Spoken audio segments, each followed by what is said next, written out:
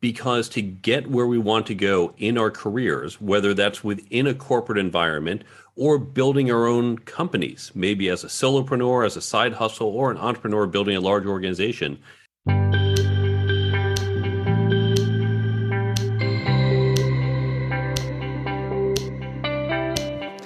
Hello and welcome to In the Rising podcast. My name is Bettina and I'm so glad you're here because so many of us want to rise up in our career, that wheelhouse, that slice of pie of life that is so important. And we have done it all. Years and years of experience and education and higher education and another little bit of higher education. We have all this education, we have all this direct knowledge, and yet we're still not equipped to handle our career plan, how to negotiate, and how to lead, be a leader within our group, how to be noticed for a position, how to be effective in all the things that we've gotten experience and education in. Well, my guest today, Mark Herschberg, has really spent the last several decades focusing on that very point.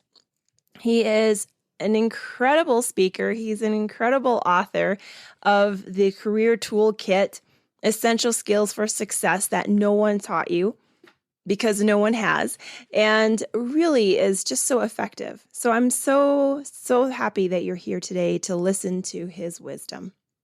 Mark, I am ready. I am ready to speak with you because I resonated with so much with what you're doing. And I'm going to just start off with your book, The Career Toolkit, Essential Skills for Success That No One Taught You.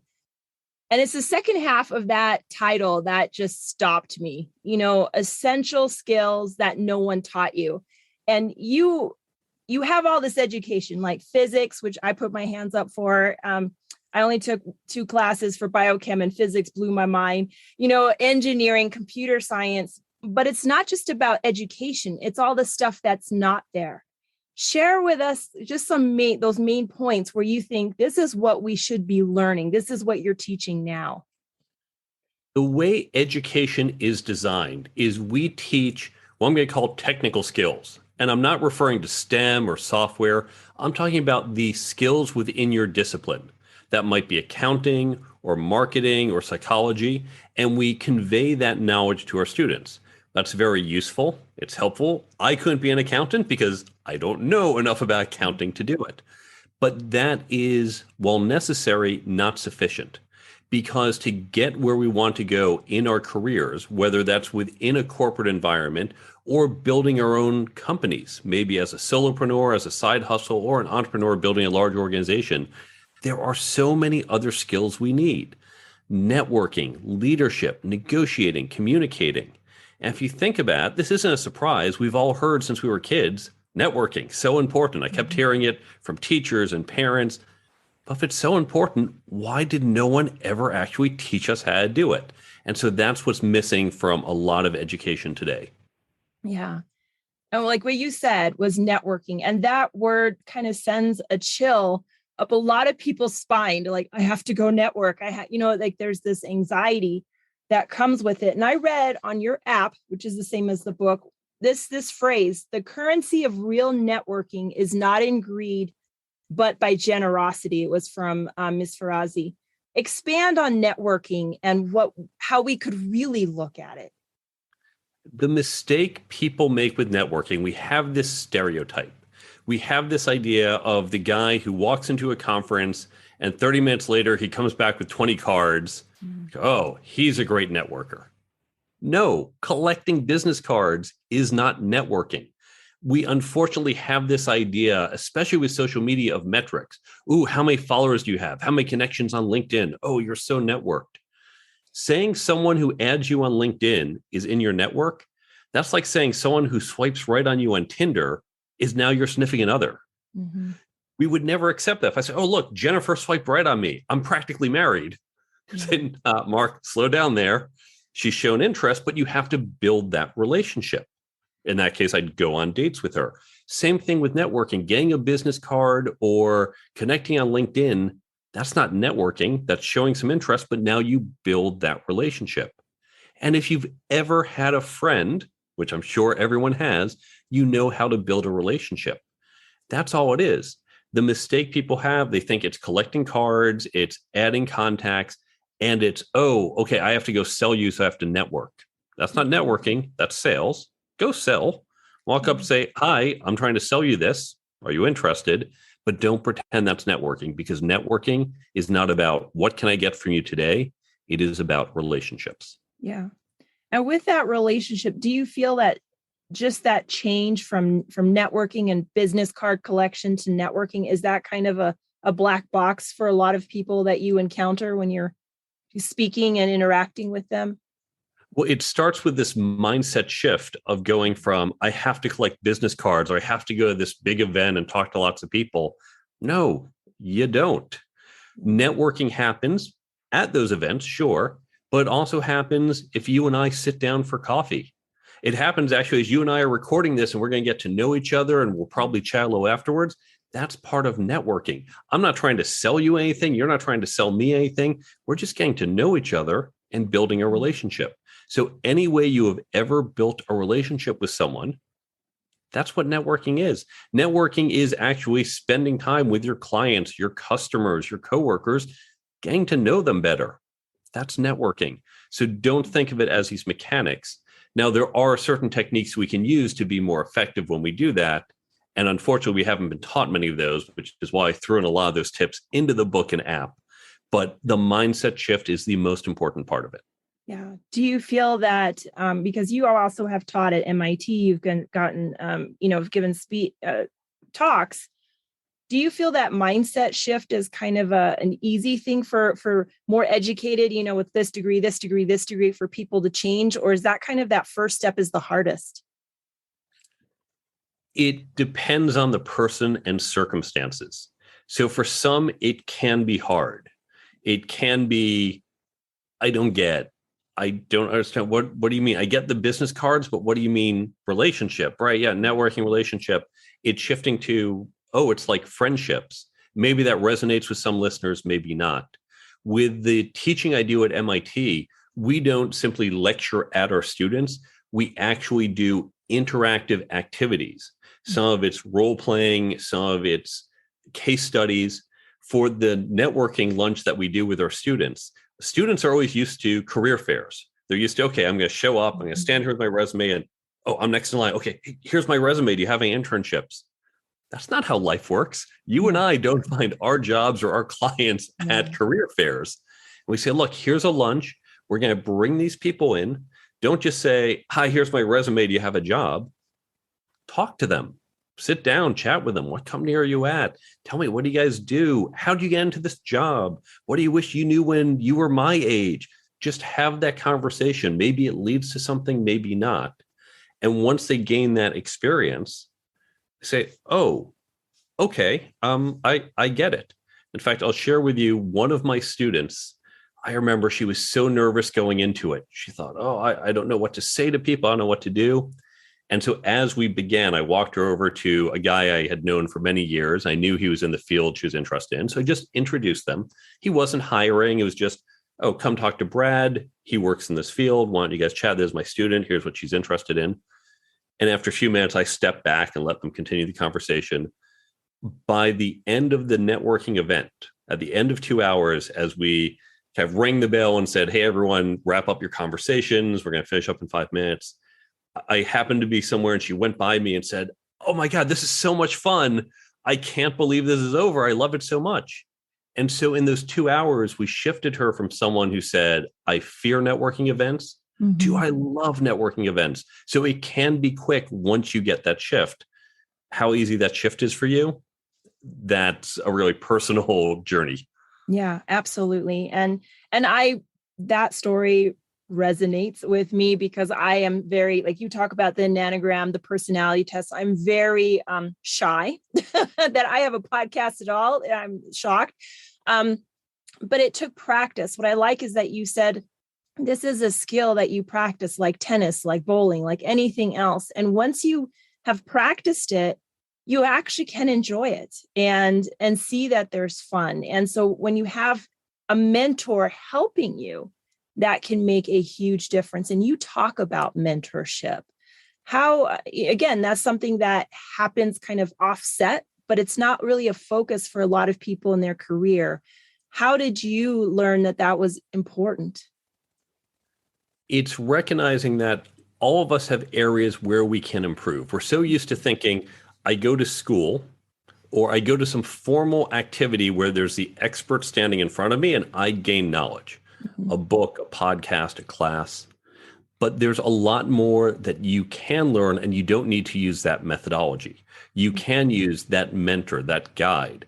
And especially for these skills, that's so important because when you read a book like mine, or you listen to a podcast and you hear, okay, well, this is how this person thinks of leadership or networking or communication. I get in the abstract, but I have to translate that to this very real problem I have right now with my coworkers. And Mhm. sometimes it's not always easy to see that. And we can't, in the book, explain every possible scenario. Yeah. So having that mentor where you can say, okay, I get this concept, but here's my situation. And I'm not exactly sure how to apply it. That's where the mentor can come in to fill in the gaps. So finding a mentor can help supplement the knowledge that you get from books, classes, and podcasts or other means. Yeah. And as I became, and I'm sure this will kind of make that light bulb moment for you too. As I began to teach in my own profession as a physical therapist, I noticed what I was teaching was nothing that I learned in a book. It was from my mentors, from the people that I interacted with, and I used their skills and their experience. And that was the growth part.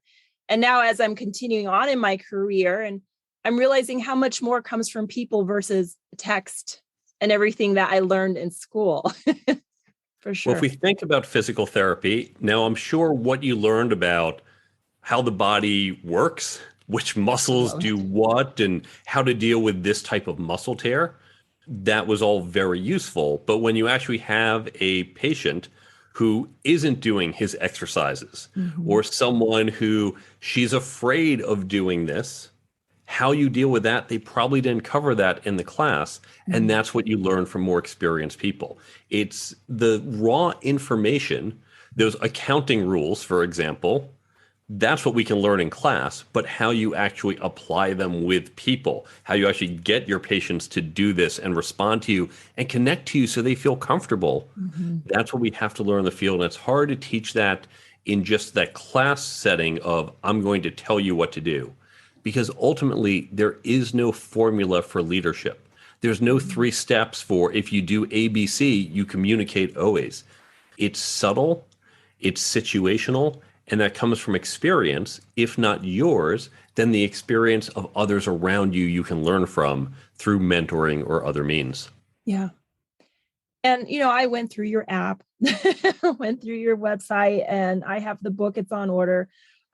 With this book, the career toolkit, I feel like so many of us could use that earlier in our career, probably when we're not sure we need it yet, right? When we're still at career fairs with our resumes.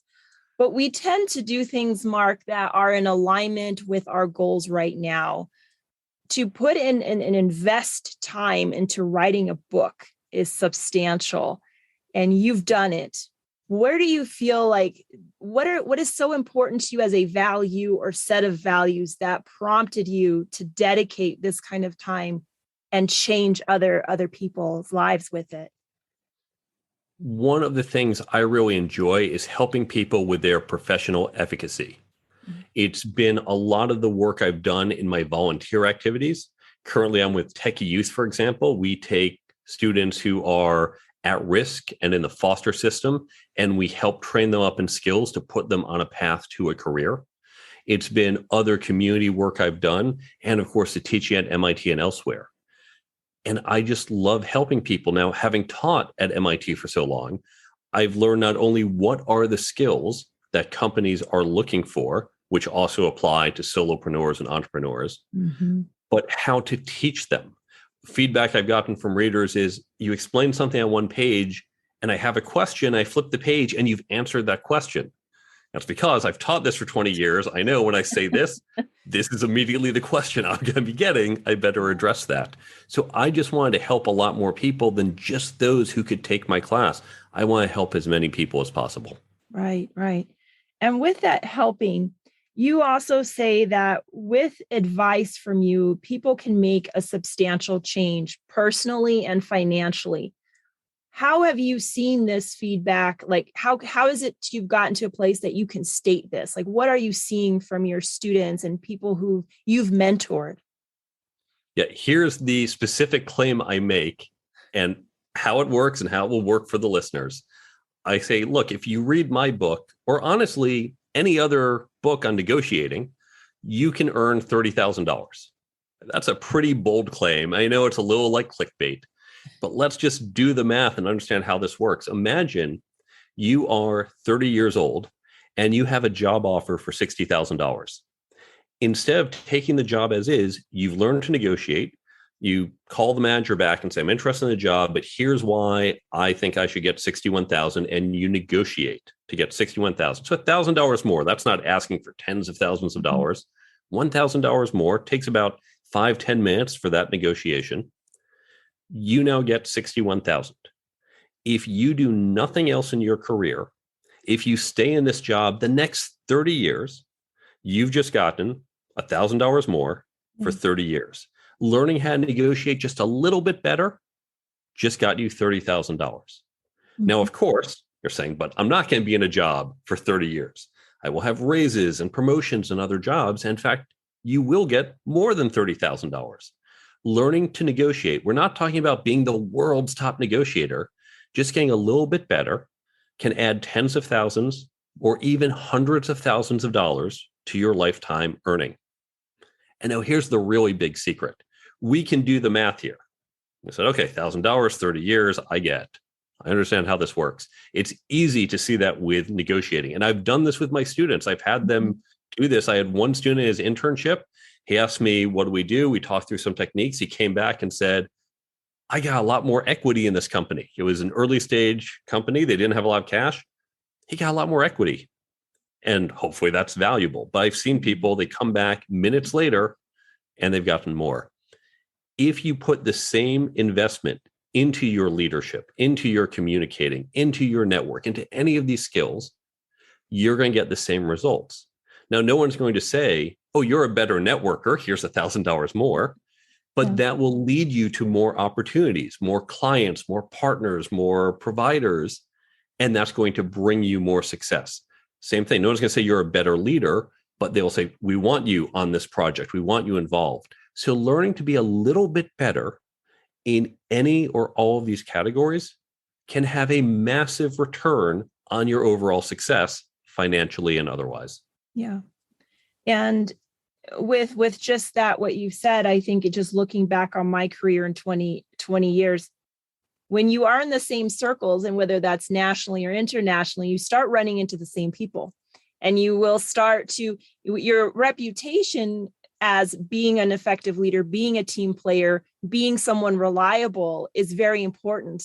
And that will continue. So when you negotiate a contract later, that is not forgotten. That, you know what I mean? So it starts to build up, and the earlier you can learn these skills, the more effective that is over the entire lifelong, just like what you give your example.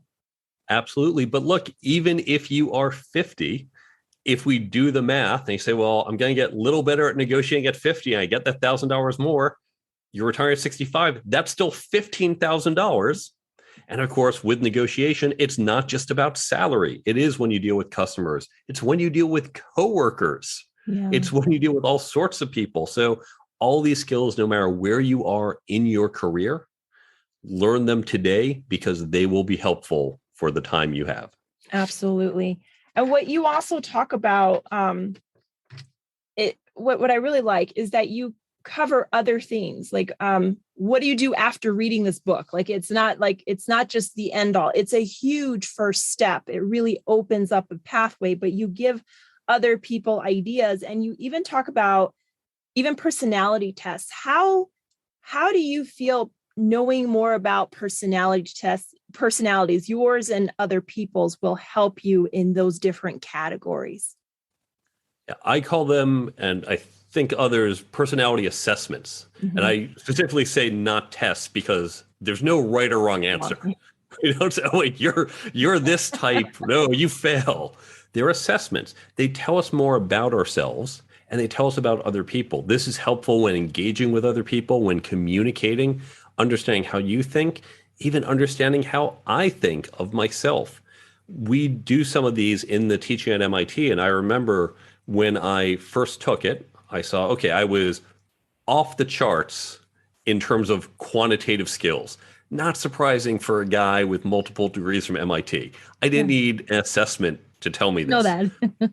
But it told me, for example, I was avoidant of emotional issues, which I suppose wasn't a surprise once I thought about it, but I never really thought about it. And I Mhm. recognize these are things I'm avoidant in. Well, here's the thing. When you're avoidant, you don't do something. So, for example, I loved doing math as a kid. I would do math problems for fun. Not surprisingly, I got good at math. I avoided doing poetry. Didn't really like those assignments. I'm not very good at poetry. Okay, that's fine. I can live life without poetry. On the other hand, I also know I'm avoidant of vegetables. I'm much more seeking towards chocolate chip cookies. But as an adult, I say, as much as I like chocolate chip cookies, maybe I should get those vegetables in. I'm not going to like them as much as the cookies, but I need to consciously focus on getting more vegetables into my life. Many of us have made that very same decision. So here I said, well, I'm good at the quantitative skills. When there's a quantitative problem at work, yeah, I can tackle it. But when there's an interpersonal type of issue, when there's an emotional type issue, I avoided it. I didn't develop the skills to deal with it. And so I wasn't as strong. Said, okay, I recognize I need to focus on this, just like I need to focus on eating more vegetables. Mm-hmm. It's still not my preference. I'd still rather solve quantitative problems. But by working on this, by training myself up, I am now more effective in those situations. So these assessments help you understand yourself and can help you direct where you need to focus your time and energy and development, or how you approach a problem, even to say, I might say, you know what? I'm not good at. I recognize quantitative thinking isn't right for this. I've got to bring in someone through my network who's better at this problem because that's not me. Yeah. Yeah. And that's good to recognize. Again, awareness is so key. And it sounds like that's just the underlying theme, awareness of things that you may not have been taught and how to move forward with that, for sure. If you're going to diet, for example, what's the first thing you do? You write down calories and discover, wow, that muffin has 400 calories. That Yeah. mochaccino, whatever, has 300. But you weren't even aware, so you never thought to change it to something with a different calorie count. So awareness is usually the first step. Yeah. So say someone is like really interested, like, you know what, this Mark guy, he's got it. I can feel he knows something. They get your book.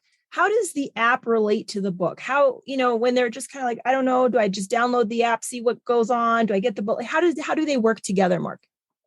Great question. One thing I've learned with books like this, and I've read lots of them, you read the book, you say, wow, that's great advice, and then you forget it 3 weeks later. Mm-hmm. I am not in the business of selling you pieces of paper. I am in the business of helping you change, improve, and be more effective. Now, the book is a good way to do that.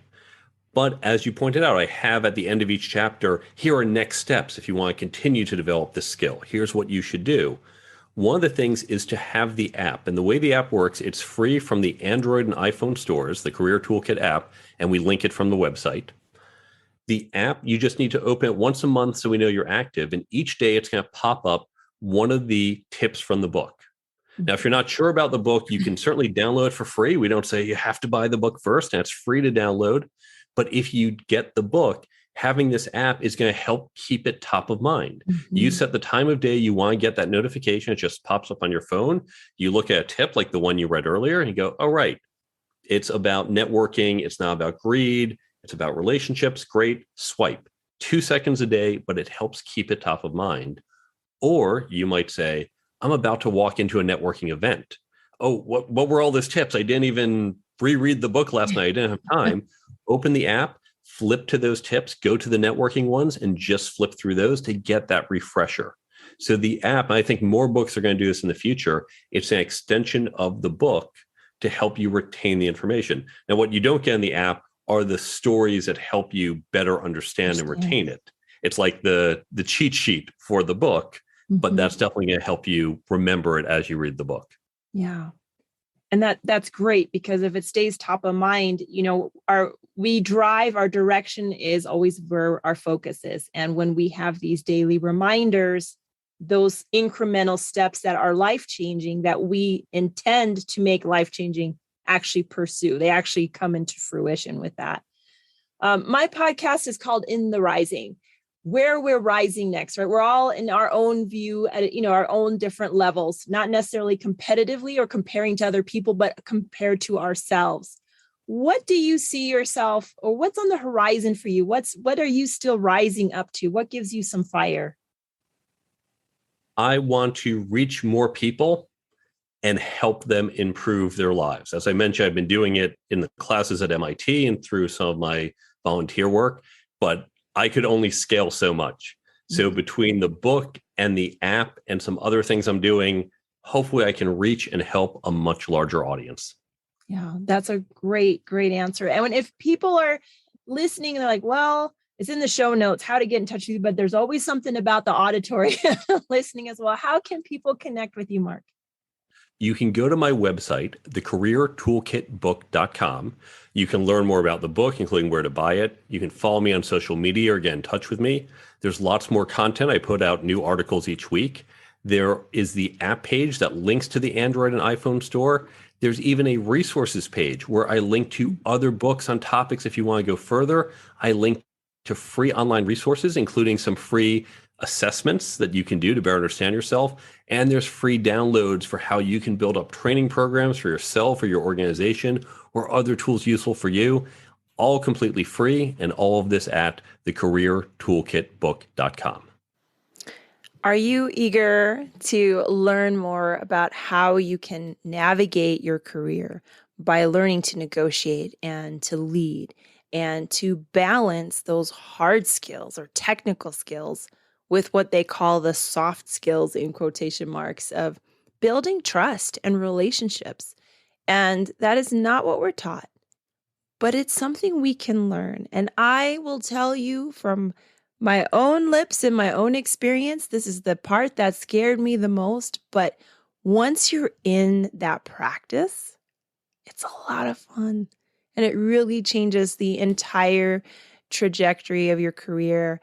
And it changes your career from just moving up to moving out and expanding. And that's how you rise also. So thank you so much for listening today. I really am grateful for your time. It's the one investment we never, ever get back. If you feel this podcast and Mark's words and his book would be a great benefit to someone you know, go ahead and share it. If you're listening to this on the podcast, I encourage you to leave a 5-star review. It puts this out to more people to benefit them. And if you're watching this on YouTube, hit that subscribe button, hit that like button, and forward it and share it with others. And until next time, let's keep building one another up.